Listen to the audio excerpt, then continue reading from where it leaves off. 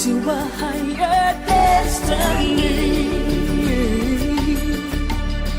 And when we reach out to claim the throne, every man will know, and we will raise our hands, and we will touch the sky. Together we will dance in rows of gold, and we will lead the world remembering that we were kings, when we were kings.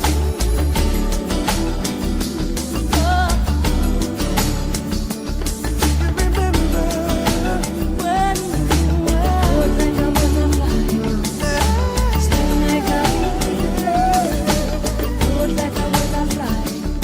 You remember like a and when the long night has been fought and won, we'll stand in the sun. We'll raise our hands. We'll touch the sky. Together we will dance in rows of gold. And we will lead the world remembering that we were kings. When we were kings. When we were kings. When we were good like a butterfly, sting like a bee. Good like a butterfly. I remember. When we were kings. You say you sting like a bee. When we were kings. Sting like a bee. When we were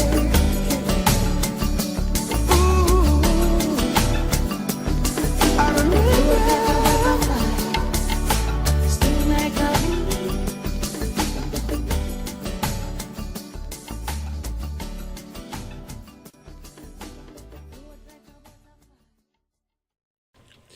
6 minutes past the hour here on 91.9 FM WLJS Jacksonville. Good evening, ladies and gentlemen, and welcome back to our special Our Fathers, Our Brothers, Our Leaders, a Night of Honor for African American Men. I'm sitting here with some leaders, some black male leaders of the Northeast Alabama community who are right here in our studio. Mr. David E. Reddick, who is on the Anniston, Alabama City Council, who is also the former head of the Calhoun County NAACP. Landon Brooks, who is a professional photographer here in Northeast Alabama. Martez Packer, who is a former Bible study instructor. Larry T. Montgomery, who is a social worker. He's also been in the youth ministry. And Pastor Fred Smith, who has been in the religious ministry for 17 years. Before we went into the commercial break, I wanted to sit down and have the chance to discuss the Trayvon Martin case, which I'm sure will be etched in the history of black men forever to come.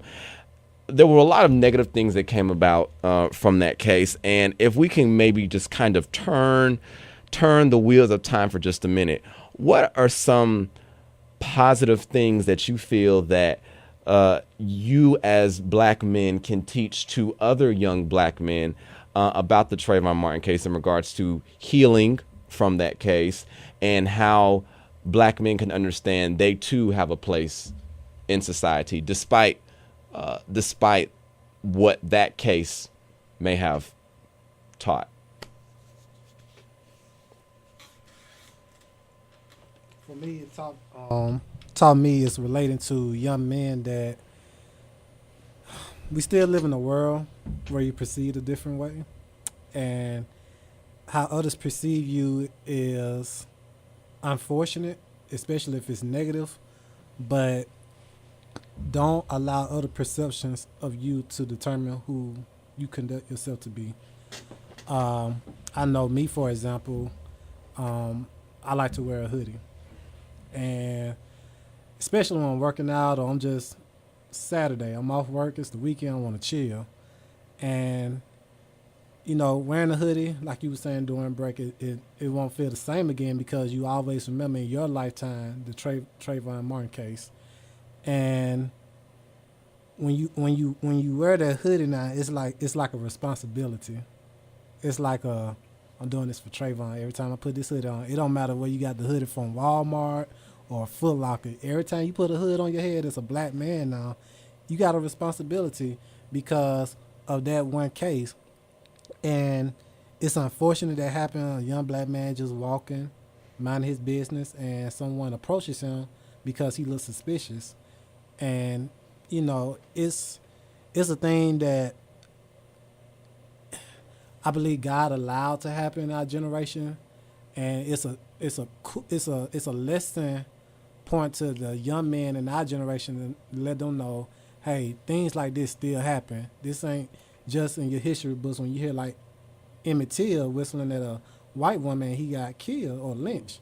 This is still real life, 2013. So it's not just something that they could just say, oh, man, y'all old, y'all know what y'all talking about. No, this happened in your lifetime when you was a teenager, when you was a little boy, and when you was a young adult. So it has taken a lot of thinking to explain to young black men because, some black men at one point, they weren't even feeling safe, to go out into the streets or probably even walk around their college campuses like here at Jacksonville State. But it lets us know that we have a responsibility to not just ourselves but to one another and to this world, to let the world know, hey, even though we're black and even though we're still going to wear our hoodies, we're not doing this just so we can look a certain way. Now we're doing this in remembrance of Trayvon. David E. Reddick, how can black men honor the memory of Trayvon Martin? And that's what I was going to bring up with what the brother was saying. I had the chance to sit and talk to Trayvon's father, Tracy, in D.C. And when we were in D.C. and we were talking about it, we were talking about the fact that he talked about this too. His pain wasn't an isolated pain. It wasn't an isolated incident. This is something that was happening to black men all across the country. And not just in that instance, but what's it like? A father should not know what it's like to bury his son, So we talked about that, and like you talked about with Emmett Till, Trayvon was an eye-opening experience that opened to the eyes of the whole nation of the tragedy and the kind of evil that can be done. But at the same time, it let us say, how do we take our tragedy? How do we take what happened, what was bad and corrupt, and bring reason and purpose out of it? David, I also remember when you spoke to me about meeting meeting the father of Trayvon Martin, Tracy Martin. One of the things I remember you said to me was, quote, I appreciate him being able to stand and make his son's loss significant. So many parents try to find a reason to keep on after something like this. The best way is to show that you can honor that child's life and do something to make it significant. And I told him how he is doing a good job at this. He made the loss of his son mean something to help other people, unquote. That was what you said to me in an interview that you conducted with me several weeks ago when you met Trayvon Martin's father. Do you think that just in general, African-American men, do we have a way of making bad things into Absolutely. Dr. King took prison and turned it from a cell of solitude to a place of pride. He took, we forgot to shift it back the other way at one point, but, he said, you may lock us up for standing up for our rights, but an unjust law and injustice anywhere is a threat to justice everywhere. And we as black men, because I was always taught as a kid, growing up black, you got to work twice as hard to go half as far. And it wasn't that you should give up because it's too hard to do. It says you need to put in twice the amount of effort that anybody else did, and you got to put it all into it. And we kind of have that mentality because we had to fight to get everything we've ever had as a people in this nation because of evils that had been done in the past that are, that are still prevalent in some levels today. That letter that you're talking about, that the letter from Birmingham jail, it was written by Dr. Martin Luther King Jr. in April of 1963, and just one of the things that he said was, in any nonviolent campaign, there are 4 basic steps: collection of the facts to determine whether injustices exist, negotiation, self-purification, and direct action. We have gone through all of these steps in Birmingham. Landon Brooks, when you hear these words from Dr. Martin Luther King Jr. from the Birmingham jail, is in regards to what David said, trying to make lemons into lemonades, and what black men have been able to accomplish in making those bad experiences something that the world can learn from. What do you think when you hear things like the letter from Birmingham jail? Definitely so. I think nowadays, I think the young people, like our other brother was saying, it's still happening in our lifetime. They look back at some of the history, and it's just history. But when things are happening, like the Trayvon Martin case, one of the things that I take from the Trayvon Martin case was that was so important is a community pulling together, bringing awareness, and showing how we as black people pull together when we know something is right, or we pull together and fight for it. Which I thought was amazing, how we just pull together and fight for, what's right. That's one thing that, I think all of us can agree on is we like to see right, justified, and people stand up for, just what's right. And I think that Trayvon Martin, the whole case, if you follow the case at all, that it's just totally wrong with how it happened, and the circumstances behind it. We knew what was right, and I think that it was amazing how we just as black people pulled together and stood up for what's right. Even in my own life, being a young businessman, have experienced some of the things, profiling and stereotyping, which is not right, but I think it shows us as young black men, everybody is watching us. They've already got some kind of stereotype they place on us. A lot of times when I go, and I'm pretty sure that David can attest to this too, when they see a young black man, they already automatically have something stapled on our forehead. This is what he's about, but to see us in the community, running for public office, and As what David has done.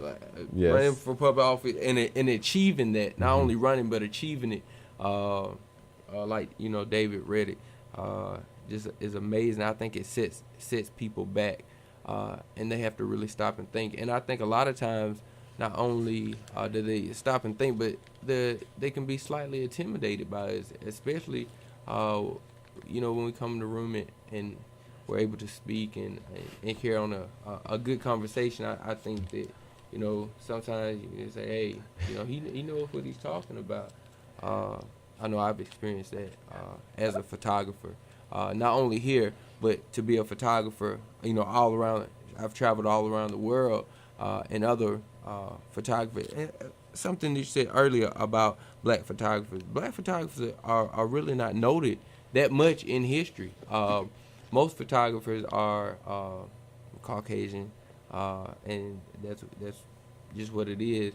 And a lot of times when I'm traveling doing weddings, I do a lot of African American weddings. I do a lot of Caucasian, whites, Asians, Mexicans, the whole deal. But it's really, funny when I go to a Caucasian or white wedding. They're just kind of stunned, but sometimes you have to look past the color and look at the talent, which I think that a lot of people have done, over my career. Is sometimes your work speaks for you. So I think that we just need to, as a culture, just take our blindfolds off and the color shades or whatever you want to call it, and just see people for people. You know, people standing up, doing what's right, speaking what's right, and just being real. That's how I look at it. And kind of like the government shutdown that we just experienced.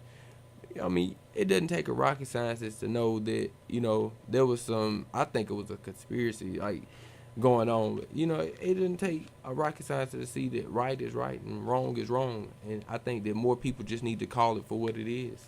In regards to this galvanizing, this ability to bring